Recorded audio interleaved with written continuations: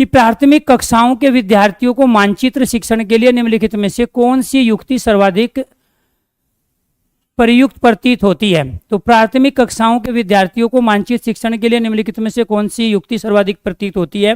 शिक्षार्थी को निर्देश देना कि वे घर से भारत का मानचित्र लेकर आए। ठीक है। विद्यार्थियों को एटलस दिखाना, विभिन्न स्थानों की स्थिति बताने के लिए कहना, विद्यार्थियों की सहायता करना, एक तो शब्द आ गया हमारा सहायता करना, इसके साथ कि वे अपने ही संकेतों का उपयोग करते हुए अपने संकेतों के आधार पर सीखना, अपने निकटतम परिवेश का मानचित्र बनाएं, वस्तुओं की सापेक्ष स्थिति और दिशा पर ध्यान दें।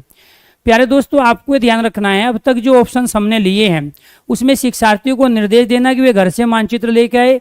ऑलरेडी मानचित्र की जो व्यवस्था होती है वो स्कूल के अंदर होती है और वो भी एनसीईआरटी के द्वारा स्कूल में 1 to 5 और 6 to 8 के बच्चों को तमाम जो शिक्षण सहायक सामग्री और पुस्तकें हैं वो निःशुल्क उपलब्ध कराई जाती है।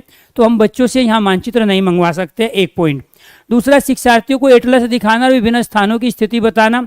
अगर आप किताब के माध्यम से चीज़ें दिखाओगे जो कि प्रैक्टिकल है, जो कि डायग्राम के माध्यम से, चित्रों के माध्यम से, प्रतिबिंब के माध्यम से चीज़ें हो सकती है, उसको आप किताबों के माध्यम से उसकी क्लियरिटी नहीं कर सकते। इसमें यहाँ आप शिक्षार्थियों की सहायता कर रहे हो, साथ में संकेतों का उपयोग कर रहे हो, इसके साथ निकटतम परिवेश का मानचित्र बना रहे हैं और वस्तुओं के सापेक्ष स्थिति और दिशा पर ध्यान केंद्रित है। राइट आंसर हो गया आपका सी। अध्यापक द्वारा श्यामपट्ट पर मानचित्र बनाना व शिक्षार्थियों को विभिन्न स्थानों की स्थिति बताना। यहाँ पर हमने 4 अलग अलग एक्टिविटी पे फोकस करके बच्चों के अधिगम और विकास को बढ़ाने की कोशिश की है उपयुक्त कथन के संदर्भ में, लेकिन यहाँ केवल एक ही एक्टिविटी हो रही है, इसलिए राइट आंसर हो गया हमारा सी। प्राथमिक स्तर पर पर्यावरण अध्ययन पढ़ाने के लिए निम्नलिखित में से कौन सा पहलू सबसे महत्वपूर्ण है। तो आकलन में सफलता प्राप्त करना है। प्राथमिक शिक्षण पर हम पर्यावरण अध्ययन पढ़ा रहे हैं तो इसके लिए सबसे महत्वपूर्ण पहलू कौन सा है। वैसे तो दिए गए 4 ऑप्शन ही कुछ न कुछ बच्चे के अधिगम और विकास पे असर डालेंगे, लेकिन इनमें से सबसे बेस्ट कौन सा है जिसमें प्रत्येक व्यक्तिगत भिन्नता का बच्चा अपने आप में इन्वायरमेंट के प्रति, पर्यावरण के प्रति जागरूकता लेके आएगा। आकलन में सफलता प्राप्त करना, विज्ञान की आधारभूत संकल्पना और धारणाओं को समझना, सीखने वालों के प्राकृतिक, सामाजिक, सांस्कृतिक पर्यावरण से जोड़ना, क्रियाकलाप संचालित करना या कौशलों का विकास करना। तो यहाँ पे सीखने वालों को प्राकृतिक, सामाजिक, पर्यावरण के साथ जोड़ना, तो ये अपने आप में क्या हुआ, यहाँ बच्चा चीज़ों के साथ डायरेक्ट इन्वॉल्व है, प्रैक्टिकली इन्वॉल्व है, क्रिया भी कर रहा है, प्रयोग भी कर रहा है, इसीलिए राइट आंसर आपका हो गया सी। पर्यावरण अध्ययन के शिक्षण में उन प्रक्रिया आधारित कौशलों को बढ़ावा दिया जाना चाहिए जो पूछताछ आधारित प्रत्यक्ष अनुभवों के केंद्र बिंदु है। निम्नलिखित में से कौन सा एक ऐसा कौशल नहीं है। तो इनमें से 3 कौशल ऐसे हैं जो डायरेक्ट बच्चे के अधिगम विकास से जुड़े हैं, लेकिन एक कौशल ऐसा है जिसको बढ़ा के हम बच्चे के अधिगम विकास पे कोई ज़्यादा असर नहीं डाल सकते। तो यहाँ आपको ध्यान रखना है कि उन प्रक्रिया आधारित कौशलों को बढ़ावा दिया जाना चाहिए जो पूछताछ आधारित प्रत्यक्ष अनुभव के केंद्र बिंदु है। मान के चलो हमने बच्चों को कहा है कि आप बुजुर्ग आदमी के पास जाइए और उनसे पूछिए कि आपके समय की जो चीज़ें थी वास्तव में सबसे अच्छी चीज़ कौन सी थी जो पर्यावरण संरक्षण में योगदान देती थी, आपकी कौन सी आदतें थी जो पर्यावरण संरक्षण को बढ़ावा देती थी, ठीक है, या फिर पशु पक्षियों के प्रति आपके विचार क्या थे। तो इस तरह की जब हम क्रिया बच्चों से कराते हैं तो बच्चा क्या करेगा, निष्कर्ष पे पहुंचेगा, बच्चा अवलोकन करेगा, पूर्व अनुमान का प्रयोग करेगा, लेकिन वो चीज़ों को निर्धारित नहीं करेगा, क्योंकि परिभाषाओं को गढ़ना, नियमों को बनाने का काम बच्चे का नहीं है, क्योंकि बच्चा हमारा 1 to 5 का है, छोटा है, और वो भी 3री, 4थी, 5वीं का है, क्योंकि 1ली और 2री क्लास में तो हम इन्वायरमेंट के सिलेबस को लेके ही नहीं आए हैं पर्यावरण अध्ययन के। तो राइट आंसर हो गया कौन सा कौशल नहीं है, निर्धारण करना। तो वो निर्धारण नहीं करेगा, वो निष्कर्ष भी निकालेगा, अवलोकन भी करेगा। अवलोकन मतलब चीज़ों को सही चीज़ों के रूप में प्रयोग करना सीखना ही अवलोकन कहलाता है। ये मार्कर हैं, इस मार्कर को मार्कर के रूप में देखना कि इसका प्रयोग स्मार्ट बोर्ड पे होता है, बाकी जगह काजल लगाने के लिए, साइड डालने के लिए आंखों में नहीं हो सकता, इसी को अवलोकन कहते हैं। तो अवलोकन किसी भी वस्तु के प्रति यथार्थ दृष्टिकोण होता है, इसलिए राइट आंसर हो गया आपका ए, क्योंकि उसने नहीं पूछा था। मिजोरम में की जाने वाली झूम खेती, ये बच्चों की जो इन्वायरमेंट की बुक है उसके अंतर्गत चैप्टर्स ही है पूरा, ठीक है। तो मिजोरम में की जाने वाली झूम खेती के विषय में निम्नलिखित कथनों का अध्ययन कीजिए। एक फसल को काटने के पश्चात भूमि को कुछ वर्षों तक खुला छोड़ देते हैं, ये बात बिल्कुल सही है। उसका कारण ये है कि ये एक साथ कई फसलों को इसमें उपजाते हैं, तो इसलिए कुछ सालों तक भूमि को एक फसल का उत्पादन लेने के बाद में ये खुली रखते हैं, ताकि उसकी उपजाऊ जो उर्वरक क्षमता है वो बढ़ जाए। इस भूमि पर उगने वाले बांस व खरपतवारों को काटकर जला दिया जाता है, क्योंकि उसकी राख से इसकी उर्वरक शक्ति बढ़ जाती है जमीन की, फिर उसमें पैदा ज़्यादा होता है। बीज होने से, तो ये भी बात अपने आप में सही है और ये भी बात अपने आप में झूम की खेती के विषय में सही है। बीज बोने से पहले भूमि की गहरी जुताई की जाती है, ये बात अपने आप में गलत है, क्योंकि बीज बोने से पहले जुताई नहीं की जाती, बल्कि जमीन को ऊपरी सतह को खोदा जाता है। जमीन की ऊपरी सतह को फावड़े से या खुरपी से खोदा जाता है और फिर उसमें बीज डाल दिया जाता है, तभी वो अपने आप में पौधे के रूप में उत्पन्न होता है। और फिर वहाँ पे हम उसको उखाड़ के अलग अलग जगह 3 अलग अलग 4 अलग अलग प्रकार की जो हमारी फसल है उसको हम उगाने का काम करते हैं। एक ही खेत में 3 या 4 भिन्न भिन्न प्रकार की फसलें उगाई जाती है, ये भी बात सही है। तो ए, बी और इसके साथ साथ प्यारे दोस्तों एक कथन और है, आवश्यकता अनुसार रासायनिक उर्वरकों व कीटनाशकों का उपयोग भी किया जाता है। ये बात गलत है। झूम की खेती में रासायनिक उर्वरकों का प्रयोग, कीटनाशकों का प्रयोग बिल्कुल नहीं होता। उसके 2 रीजन है, एक तो जमीन की उपजाऊ शक्ति ऑलरेडी पहले से काफ़ी अच्छी होती है, और दूसरा जो फसल उगाते हैं उसमें ज़्यादा कीट व नाशक चीज़ों का प्रयोग इसलिए नहीं करते क्योंकि उसकी आवश्यकता ही नहीं पड़ती है। तो यहाँ क्योंकि जैसे बांस खरपतवार है उसको भी क्या है काट के जला रहे हैं, उसके लिए भी रासायनिक जो हमारे कीटनाशक दवाइयाँ उनको छिड़काव नहीं कर रहे हैं। तो राइट आंसर हो गया आपका ए, बी और इसके साथ में डी। तो ए, बी कहाँ पे है इसमें, ए, बी और डी राइट आंसर हो गया आपका ए। राधा विभिन्न प्रकार के यात्रा टिकटों का उपयोग कर उनका संग्रहण करती है। ऐसे टिकटों के उपयोग से निम्नलिखित में संकल्पना पर प्रभावपूर्ण ढंग से चर्चा की जा सकती है। तो टिकटों का जो संग्रहण कर रही है उसका फायदा क्या है राधा को, अलग अलग साधनों से यात्रा करने पर यात्रा लागत भिन्न होती है, क्योंकि उस टिकट पर वहाँ पे उसका मूल्य भी दिया होता है। तो अलग अलग साधनों से, रेल से, बस से या फिर टैक्सी से, कार से या फिर ई रिक्शा से, जब हम अलग अलग साधनों से यात्रा करेंगे तो उसकी लागत भी भिन्न भिन्न होती है। ये बात बिल्कुल सही है। यात्रा की लागत उस वाहन द्वारा प्रयुक्त ईंधन पर निर्भर करती है, ये यहाँ पे टिकट के माध्यम से नहीं सीख पाएगी। सार्वजनिक परिवहन में एक साधन से दूसरे स्थान पर जाने के लिए हमें टिकट चाहिए, ये बात अपने आप में ठीक है। और आरक्षण प्रक्रिया की समझ, हर जगह आरक्षण प्रक्रिया केवल रेल में प्रयोग होती है, बाकी जगह नहीं है। इसलिए राइट आंसर क्या होगा हमारा, राइट आंसर होगा ए और इसके साथ में सी। ए और सी दिया है बी में, इसलिए राइट आंसर ए और सी राइट आंसर है हमारे। यदि हम पक्षियों का अवलोकन करते हैं तो हम यह पाते हैं कि अधिकांश पक्षी अपने गर्दन अत्यधिक हिलाते हैं। इसका कारण क्या है, तो पक्षियों का अवलोकन करना अर्थात उनको सही तरीके से सजग रूप से देखने में पाते हैं कि पक्षियों की जो नेत्र हैं, आंखें हैं, उनकी पुतलियां हैं वो स्थिर होती हैं, इसलिए उनको गर्दन का उपयोग करके ही अपने दाएं और बाएं ओर देखना होता है। इनके कान ढके होते हैं और वे उड़ सकते हैं, गलत है। पक्षियों के 2 नेत्र होते हैं, ये बात सही है। उनके नेत्र 2 भिन्न भिन्न वस्तुओं से ही 2 भिन्न भिन्न वस्तुओं को एक ही समय पर फोकस कर सकते हैं, नहीं है। अधिकांश पक्षियों के नेत्र स्थिर होते हैं और वो घूम नहीं सकते, गर्दन घुमा के ही लेफ्ट और राइट में चीजें देखनी होती है। राइट आंसर हो गया आपका डी। रीना आम पसंद करती है, वह इन्हें जाड़े के लिए संरक्षित करना चाहती है। निम्नलिखित में से कौन सा तरीका संरक्षण के लिए सर्वाधिक उपयुक्त है, तो आम गर्मियों में आते हैं क्योंकि गर्म मौसम के कारण ही आम पेड़ों पे आते हैं और फिर वो पकते भी हैं। जूस तैयार करना, वायुरोधी डिब्बे में संचित रखना, जूस लंबे समय तक खराब हो जाएगा, उसमें केमिकल यूज करना पड़ेगा जो सेहत के लिए बिल्कुल भी ठीक नहीं होगा। प्लास्टिक के थैले में रखना है, गलत है, आम सड़ जाएगा प्लास्टिक के थैले में। इसके बाद रेफ्रिजरेटर अर्थात फ्रिज में रखना, इतने लंबे समय तक उसको फ्रिज में संचित नहीं किया जा सकता है, लेकिन उस आम का अचार और आम के पापड़ बना के हम उस आम का मजा ले सकते हैं सर्दियों के दिनों में भी। राइट आंसर हो गया आपका डी। नेक्स्ट, निम्नलिखित में से वह कौन सा जानवर जंतु है जिसके अग्र दांत हमेशा बढ़ते रहते हैं। आगे वाले दांत है वो स्पीड के साथ बढ़ते हैं और वे दांतों को बहुत अधिक लंबा न होने देने के लिए वस्तुओं को काटने और कुतरते रहने का काम करते हैं। तो इनमें से कौन है, गिलहरी है, छिपकली है। छिपकली के दांत नहीं होते हैं। चूहे के दांत जरूर होते हैं लेकिन वो बढ़ते नहीं हैं। दीमक के भी दांत नहीं होते हैं। तो राइट आंसर यहाँ पे हो गया गिलहरी। गिलहरी के आगे वाले दांत स्पीड के साथ बढ़ते हैं, इसलिए वो बिना किसी प्रयोजन के, बिना खाने के, कोई चीज़ अगर उसको खानी भी नहीं है तो भी वो कुतरने का अभ्यास करती है। इसलिए राइट आंसर हो गया आपका यहाँ पे ए, गिलहरी। कोई किसान उर्वरकों कीटनाशकों का अधिक उपयोग करके अपने खेतों में बार बार धान की फसल उगा रहा है। ठीक, ऐसा करने से उसके खेतों की मृदा क्या होगी, जो पंजाब और हरियाणा में धान की खेती सबसे ज़्यादा होती है, उसके बाद पश्चिम उत्तर प्रदेश। तो यहाँ पे अब तक ये देखने में आया है कि कीटनाशकों का प्रयोग धान की खेती में करने की वजह से उनकी जो ज़मीन है वो बंजर हो गई है, ज़मीन उपजाऊ नहीं है, तो जुताई के लिए उपयुक्त बन जाती है, गलत है, बंजर हो जाएगी। अन्य फसलों के लिए उपजाऊ बन जाएगी, केवल धान की फसलों के लिए उपयोगी रहेगी, राइट आंसर है। ज़्यादा कीटनाशकों का प्रयोग होने पर भूमि की उर्वरक शक्ति नष्ट हो जाती है, उसके बाद ज़मीन बंजर होती है और उसमें फसल का उत्पादन नहीं कर सकते। तो अगर चीज़ें आप तक पहुंच रही हैं, आपको मजा आ रहा है, तो तमाम दोस्त एक बार थंब का प्रयोग करें, सरस्वती का ध्यान करें और सारे प्रश्नों को सही करें। केरल के निकटवर्ती राज्य है, तो केरल के निकटवर्ती राज्य क्या है? कर्नाटक और महाराष्ट्र। तो आपको ध्यान रखना है, अपने आप में ये महाराष्ट्र की वजह से गलत हुआ, आंध्र प्रदेश और कर्नाटक है, कर्नाटक और तमिलनाडु राइट आंसर है यहाँ पे प्यारे दोस्तों आपका। कर्नाटक और तमिलनाडु ये क्या है? केरल के नज़दीक, तो राइट आंसर हो गया 10 का आपका सी। इसके बाद निम्नलिखित में से हमारे देश में किस राज्य के, ये कैसे पता चलेगा? ये तो मैप के आधार पे या फिर आपने ईवीएस की बुक पढ़ी हो।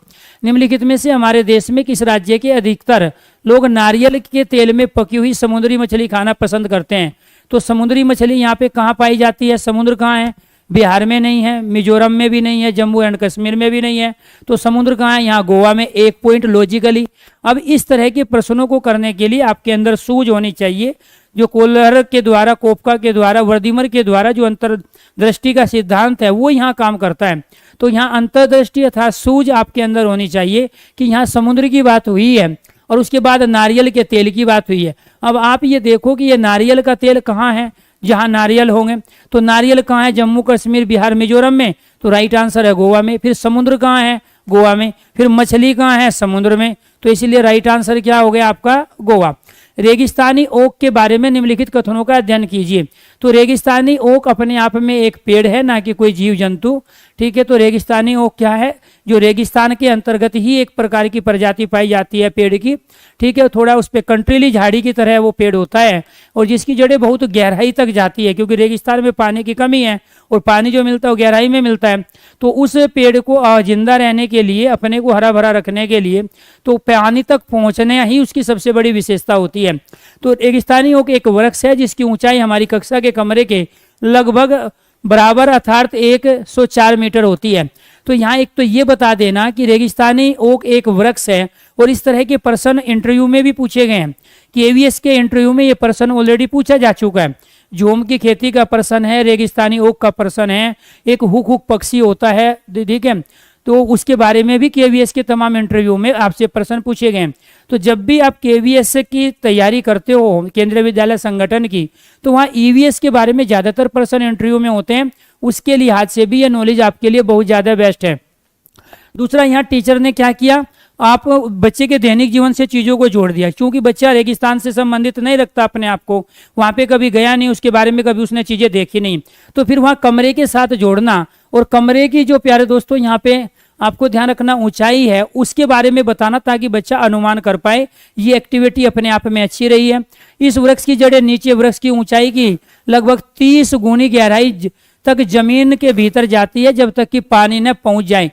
ये भी इसकी सबसे बड़ी विशेषता यही है कि एकमात्र वृक्ष है धरती पर पूरे विश्व में, ठीक है, जो अपनी ऊंचाई का 30 गुना जड़ जमीन के अंदर रखता है। जितने भी तूफान आए आज तक इस पेड़ का कुछ नहीं उखाड़ पाए, ठीक है। इस वृक्ष के तने में पानी एकत्रित होता है, ये बात भी अपने आप में सही है क्योंकि जड़ें बहुत गहरी गई है। यह वृक्ष आबू धाबी में पाया जाता है, तो ये अपने आप में गलत है, आबू धाबी में पाया जाता है। राइट आंसर है ए, बी और सी। ए, बी, सी यहाँ दिया हुआ है, राइट आंसर सी। कोई व्यक्ति 2/1/2015 को मंडगांव से नगर कोई जाने के लिए रेलगाड़ी में बैठा है, ये प्रश्न आपको करना है, ठीक है। तो ये आपको ध्यान रखना है, आपके लिए होमवर्क है, आपको गृह कार्य दिया जाता है, क्योंकि एक प्रश्न आपका ये भी आएगा, इस क्वेश्चन की वैरायटी को छोड़ना नहीं है। तो कोई व्यक्ति 2/1/2005 को मंडगांव से नगरकोइल जाने के लिए रेलगाड़ी में बैठता है। रेलगाड़ी 7:45 मडगांव से चली और अगले दिन 3/1/2005 को 4:45 पर नगरकोइल पहुंची। यदि इन दोनों स्टेशनों के बीच की दूरी 1100 किलोमीटर है तो रेलगाड़ी की औसत चाल क्या होगी? 51 किलोमीटर होगी, 59 होगी, ये होगी। तो ये राइट आंसर आपका क्या है?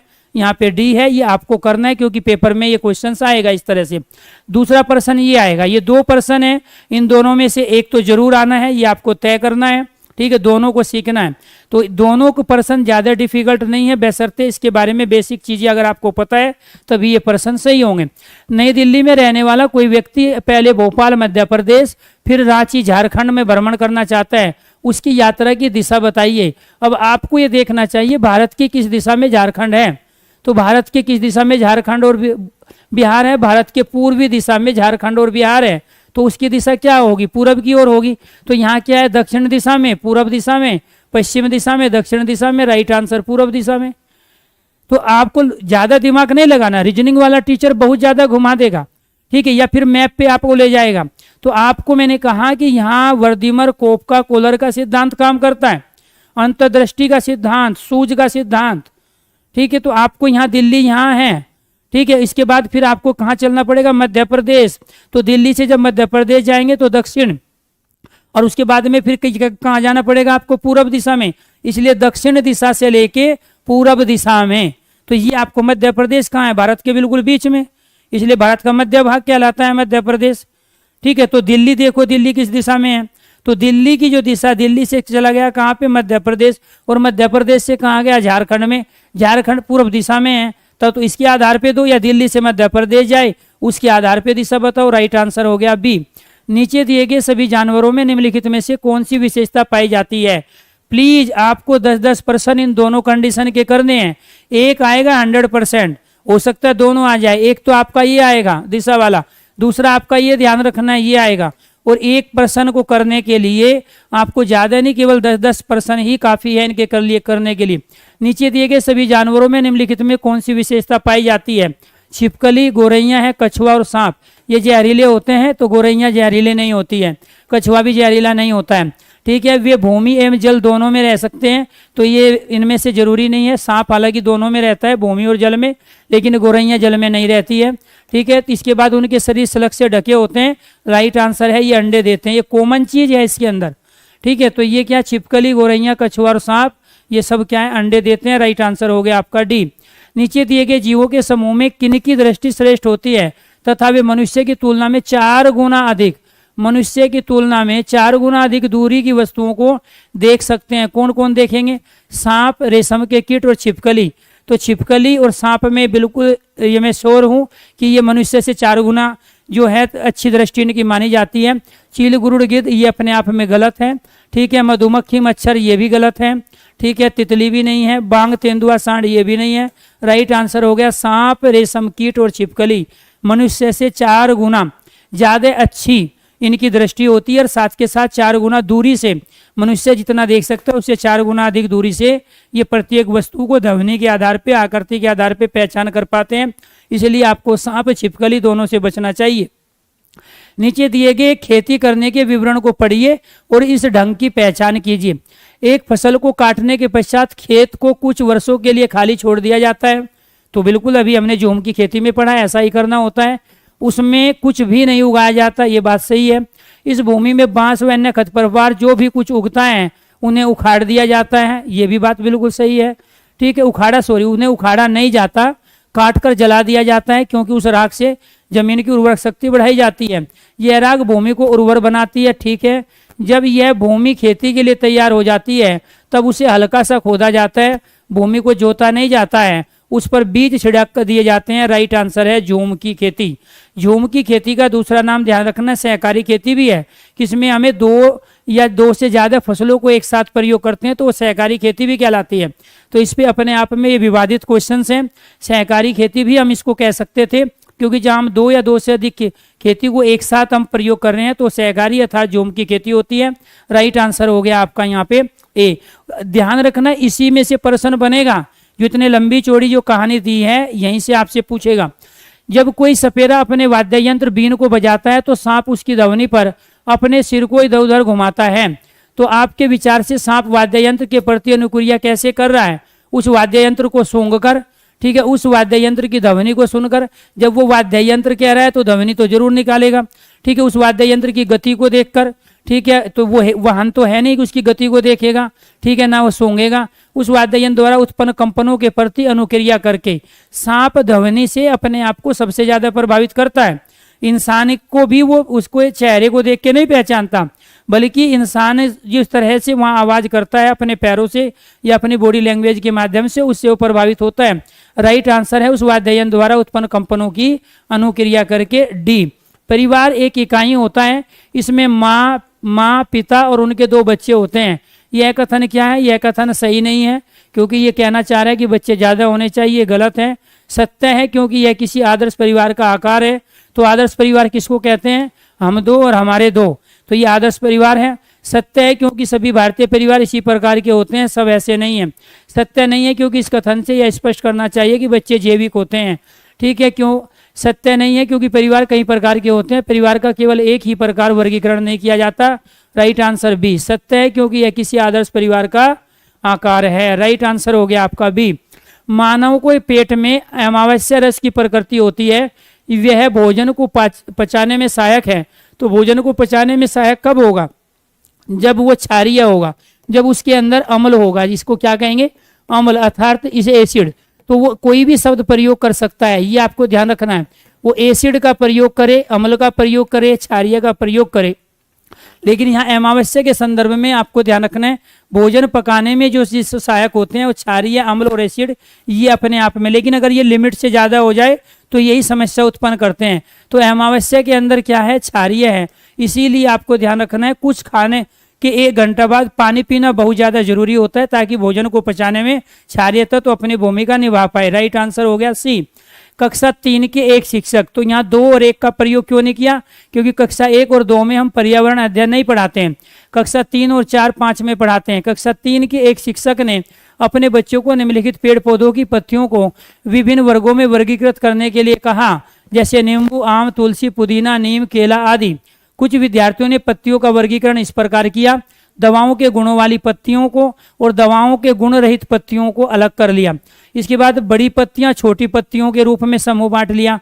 शिक्षक ने समूह ए को सही माना और समूह बी को गलत, यानी कि जो बड़ी पत्ती छोटी पत्ती के रूप में काम कर रहे थे उसको गलत माना। उसका रीजन एक ही था, और वो छोटा सा रीजन ये था कि वहां बच्चों ने कल्पना शक्ति, तर्क और चिंतन को प्रयोग नहीं किया, क्योंकि अपने आप में आकृति के आधार पर, रंग रूप के आधार पर अगर वर्गीकरण करते हैं तो वो सहज माना जाता है। लेकिन जहाँ दवाओं के गुण वाली पत्ती और दवाओं के गुण रहित पत्तियों को अलग किया गया, तो यहाँ सृजनशीलता का उदाहरण दिया गया। इसीलिए निम्नलिखित कथनों में से कौन सा कथन अधिगम आकलन के प्रति शिक्षक के दृष्टिकोण को प्रतिबिंबित करता है? बच्चे बहुत प्रकार के संदर्भों को कक्षा में ले आते हैं, जिसकी सराहना होनी चाहिए। ये बात अपने आप में बिल्कुल सही है। अपने अनुभव पर निर्भर करते हुए बच्चे वर्गीकरण के बहुत सारे तरीकों का उपयोग कर सकते हैं। ठीक है, वर्गीकरण का काम बहुत विशिष्ट और स्तरीकरण है। इसका एक ही सही उत्तर होता है। यह क्रियाकलाप पत्तियों से सूचना ग्रहण करने पर केंद्रित है, जिसका भिन्न अर्थ लगाया जा सकता है। तो राइट आंसर हो गया आपका ए। बच्चे बहुत प्रकार के संदर्भों को कक्षा में लेके आते हैं, जिसकी सराहना होनी चाहिए। इसलिए दूसरे बच्चों ने जो काम किया था वो बेशक काम छोटा था, सृजनात्मकता लेवल पे नहीं था, लेकिन एक्टिविटी के मामले में वो अपने आप में अच्छा था। इसलिए राइट आंसर हो गया आपका ए। पर्यावरण अध्ययन की अपनी कक्षा में समूह क्रियाकलाप का निर्माण करते हुए, ठीक है, आप निम्नलिखित विचारों में से किसका ध्यान रखेंगे? तो यहाँ क्या करना है? समूह क्रियाकलाप का निर्माण करना है। तो आपके लिए निम्नलिखित में से क्या जरूरी है? आप किसका ध्यान रखेंगे? बच्चों की रुचियों का ध्यान हो, बिल्कुल है। लड़कों और लड़कियों को समान रूप से रुचिकर लगे, ये जरूरी नहीं है कि, क्योंकि व्यक्तिगत भिन्नता होती है बच्चों में। लड़के लड़कियों को एक जैसी ही रुचि हो किसी चीज़ में, ऐसा पॉसिबल नहीं है। इसमें मूल्यवान सामग्री हो, ये भी सही है। सभी धार्मिक और सांस्कृतिक पृष्ठभूमि के बच्चों को रुचिकर लगे। तो राइट आंसर हो गया ए, सी और डी। ए, सी, डी दिया हुआ है बी में, क्योंकि यहाँ व्यक्तिगत भिन्नता होती है, चाहे वो लड़के हो चाहे लड़कियां हो, तो व्यक्तिगत भिन्नताओं के आधार पे ही आपको काम लेना पड़ेगा। सबकी रुचि एक समान नहीं हो सकती, इसलिए आप इस चीज़ का ध्यान जरूर रखेंगे। राइट आंसर हो गया ए, सी और डी। बाकी चीज़ बच्चों को सीखने में सहायक है। निम्नलिखित सभी कथन पर्यावरण अध्ययन के सामूहिक रूप से क्रियाकलापों में संलग्न शिक्षकों और विद्यार्थियों के पक्ष में तर्क प्रस्तुत करते हैं, केवल एक कथन को छोड़कर। तो वो कथन बताना है जो भी सामूहिक क्रियाकलाप के रूप में छात्र व शिक्षक दोनों की एक्टिविटी को अधिगम और विकास की ओर नहीं ले जाता। बच्चे दूसरे बच्चों से बात और बहस करने से अधिक सीखते हैं, बात बिल्कुल सही है। जब वो बहस भी कर रहे हैं, चर्चा कर रहे हैं, परिचर्चा कर रहे हैं, खेल कूद रहे हैं, तो बच्चे अपने आप अपने ग्रुप से ज़्यादा सीखते हैं। समूह क्रियाकलापों की वजह से बच्चे अंक उपलब्धि में अच्छा सुधार प्रदर्शित करते हैं। ये भी सही है। जब जब बच्चा समूह में कार्य करेगा उसके अंदर नेतृत्व की क्षमता, सृजनशीलता, रचनात्मकता और चिंतन और कल्पना शक्ति अपने आप में बढ़ती है। प्रौढ़ों के समर्थन से बच्चों को अपनी क्षमता में अधिक ज्ञान के निर्माण में सहायता मिलती है। प्रौढ़ यहाँ हम बुजुर्गों को कह रहे हैं। बुजुर्गों के समर्थन से बच्चों को अपनी क्षमता में अधिक ज्ञान के निर्माण, तो अपनी क्षमता में अधिक ज्ञान के निर्माण में सहायता मिलती है, ये बात सही नहीं है। बच्चे परस्पर सामंजस्य व सहयोग करना सीखते हैं, ये भी सही है। इसीलिए जो कथन सही नहीं है वो है आपका सी। बाकी तीनों कथन ही बच्चे को अधिगम और विकास की ओर ले जाते हैं, लेकिन सी वाला अपने आप में यहाँ केवल सूचनाओं को बढ़ाना और मोटिवेशन का काम करने के लिए ही काम करता है। Right answer C. समूह कार्य से पर्यावरण अध्ययन कर रहे बच्चों की सामाजिक व्यक्तिक विशेषताओं के आकलन के लिए निम्नलिखित में से कौन सा उपकरण सर्वाधिक उपयुक्त होगा? कागज पेन से परीक्षण बिल्कुल नहीं है, मौखिक प्रश्न ये भी नहीं है, निर्धारण मापनी ये भी नहीं है। राइट आंसर है दत्त कार्य। तो यहाँ पे इनसे बच्चे का जो अधिगम है वो ज़्यादा इफेक्टिव नहीं रहेगा, लेकिन दत्त कार्य से बच्चा अपने शारीरिक, मानसिक और बौद्धिक तीनों तरह की क्रियाएं करेगा। जहाँ बच्चा शारीरिक, मानसिक, बौद्धिक तीनों तरह से एक्टिव है, अपने आप में वही बच्चे की सृजनात्मकता, रचनात्मकता, अधिगम और विकास को बढ़ाने में सबसे ज़्यादा सहायक करेगा। क्यों? क्योंकि आपकी एक्टिविटी है समूह कार्य में पर्यावरण अध्ययन कर रहे बच्चों की सामाजिक व्यक्तिगत विशेषताएं। तो कब प्रदर्शित होगी उसका आकलन सबसे बेहतरीन तरीके से कहाँ से होगा? दत्त कार्य से। नीचे पौधे के बारे में बच्चों के कुछ सहानुभूतिपूर्ण विचार दिए गए हैं। इनमें से कौन सा विचार वैज्ञानिक दृष्टि से ठीक है? वैज्ञानिक दृष्टि से बच्चे का सहानुभूति विचार कौन सा है? बीज किसी पौधे का हिस्सा नहीं होते हैं, गाजर बंद गोभी पौधे नहीं है, घास पौधा नहीं है, या कुछ सब्जियां फल होती है। तो इसमें से ऐसा विचार जो 4 विचार बच्चों ने प्रकट किए हैं, वैज्ञानिक दृष्टि से कौन सा ठीक है? घास पौधा नहीं है, ये अपने आप में क्या है? वैज्ञानिक दृष्टि से सही है। क्वेश्चन नंबर यहाँ पे क्या है? 26 का राइट आंसर सी, घास पौधा नहीं है। तो राइट आंसर 26 का क्या हो गया यहाँ? सी। ठीक है। कक्षा 4 की एक शिक्षिका ने अपने विद्यार्थियों से कहा, कुछ वयोवृद्ध अर्थात बुजुर्ग लोग से यह पूछिए कि जब वे जवान थे तो क्या उन्होंने कुछ ऐसे पौधे देखे थे जो आजकल नहीं दिखाई पड़ते हैं? उपयुक्त प्रश्न में पूछे जाने में निम्नलिखित में से किस कौशल के आकलन की संभावना नहीं है? किस कौशल के आकलन की संभावना नहीं है? 2 चीजें है। एक बच्चा है, बुजुर्ग आदमी से बात कर रहा है, तो बच्चा जब बुजुर्ग आदमी से बात कर रहा है उसके जीवन के बारे में जान रहा है, उसके समाज तहत अतीत के बारे में जानने की कोशिश कर रहा है, तो प्रश्न पूछना, अभिव्यक्ति हो रहा है, कम्युनिकेशन स्किल बढ़ेगा बच्चे का, बच्चा प्रयोग करना भी जानेगा, चर्चा परिचर्चा का भी हिस्सा होगा, लेकिन प्रश्न पूछना ही हो वो पॉसिबल नहीं है। तो अपने आप में जब एक बच्चा बुजुर्ग आदमियों से बात करके पूछ रहा है कि जब वे जवान थे तो क्या उन्होंने कुछ ऐसे पौधे देखे जो आजकल नहीं दिखाई देते, तो ये केवल प्रश्न भर नहीं है, इससे कम्युनिकेशन स्किल भी बढ़ेगा, इससे बच्चे के अंदर प्रयोग करने की, प्रयोगात्मकता की क्षमता भी बढ़ेगी और इसके अंदर चर्चा भी बढ़ेगी। लेकिन ये पूछ रहा है कि इस कौशल के आकलन की संभावना नहीं है, तो इस कौशल के आकलन की संभावना नहीं है, बाकी सारी संभावनाएं हैं। तो राइट आंसर हो गया आपका ए। ठीक है। एक शिक्षक प्रत्येक बच्चे को अपने घरों की रद्दी सामग्री से कुछ उपयोगी वस्तु बनाने को कहता है। तो जो रद्दी सामग्री है उससे क्या है? उपयोगी वस्तु बनानी है रद्दी सामग्री से। तो शिक्षक का शैक्षिक अभिप्राय नहीं है। तो शिक्षक का जो शैक्षिक अभिप्राय है क्या नहीं है? कक्षा के श्रेष्ठ विद्यार्थी के बारे में निर्णय करना, ये तो बिल्कुल है, क्योंकि जब वो रद्दी से उपयोगी वस्तु बना के ले आएगा, नया प्रोडक्शन लाएगा, तो उससे पता चलेगा कि कौन सा बच्चा अच्छा है। तो थम दोगे तभी तो सही हो गया, अदरवाइज फिर गलत हो गए, सारे क्वेश्चन आने हैं। ठीक है। बच्चों में सृजनशीलता का विकास सही है, रद्दी से उपयोगी वस्तु बना के लाएगा। बच्चों को पुनर्चक्रण, पुनर्प्रयोग, रूपांतरण को समझने देना, कूड़े से बनी श्रेष्ठ वस्तुओं की प्रदर्शनी आयोजित करना। तो प्रदर्शनी के बारे में तो हम यहाँ चर्चा कर ही नहीं रहे हैं। तो यहाँ बच्चों को पुनर्चक्रण अर्थात कोई वस्तु है रद्दी हो चुकी है, उसके दोबारा नया प्रोडक्ट बनाना है, उसका पुनः उपयोग में लाना है और उसको रूपांतरित करना है एक अलग वस्तु के रूप में, कच्चे माल को। तो ये भी सही है, लेकिन जो सही नहीं है वो है आप कूड़े से बनी श्रेष्ठ वस्तुओं की प्रदर्शनी आयोजित करना। तो इसका यहाँ इस एक्टिविटी का शैक्षिक अभिप्राय ये नहीं है, बाकी तीनों हैं। नेक्स्ट, निम्नलिखित प्रश्नों को पढ़िए। मैंने क्रियाकलाप की योजना कितनी अच्छी बनाई। ठीक है। मैंने योजना क्या है? आपकी प्लानिंग है। योजना क्या है? आपका प्रोजेक्ट है। योजना किसे कहना है? परियोजना को, जिसको हम प्रोजेक्ट मेथड कहते हैं। मैंने क्रियाकलाप की योजना अच्छी बनाई। मैंने योजना का अनुसरण कितना अच्छा किया। मेरी शक्तियाँ क्या थी। मुझे सचमुच कठिन क्या लगा।